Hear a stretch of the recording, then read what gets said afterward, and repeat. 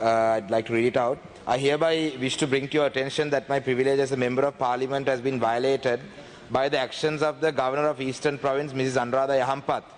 As per a statement issued by the Governor on the 9th of September to the Divayana Sinhala newspaper, the Governor has instructed the Senior DIG of Eastern Province to initiate an independent investigation into a statement I made in Parliament on the 7th of September 2021. I'd like to table this statement and I'd like to read out what it says in Sinhala. It says, Mantrige Prakasheta Andukaravariya Polisiyai Swadina Parikshanayak illai. This is what it says. So the Senior DIG, actually, he was put in a very uncomfortable position. He spoke to me, Honorable Speaker, and he said, in fact, in Sinhala, he said, Mama Danno Mantritumaa meka Varaprasada wala ගැටලුවක් මම මේක පරීක්ෂාට ලක් කරන්න බෑ කියලා. හැබැයි ඉතින් ආණ්ඩුකාරවරිය කියලා තියෙන නිසා මම අහනවා කියලා කිව්වා. But he contacted me and he agreed that this was a violation of my privilege. So therefore, I don't want to raise a privilege issue against the Senior DIG. But I'd also like to bring to your attention that this is not the first time that the Honorable Governor has violated my privilege. She has issued statements against me to the newspaper in prior occasions also.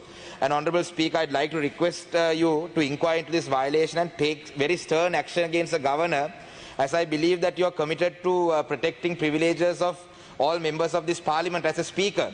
And Honorable Speaker, this is not the only time where my privileges have been violated in this House. As you are aware, during oral question time, I am being called names. At consultative committees, I am being called names. When I speak, I am being called names. So I'd like to, as the youngest Member of Parliament in the opposition, I'd like to request you to take serious action to protect the traditions and quality of this House. Is this the example that I should take forward for future generations?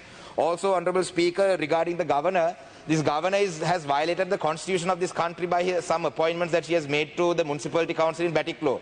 She is also disrespecting the judiciary. I am a petitioner in a case against some land grab in the east, in the Mahaweli.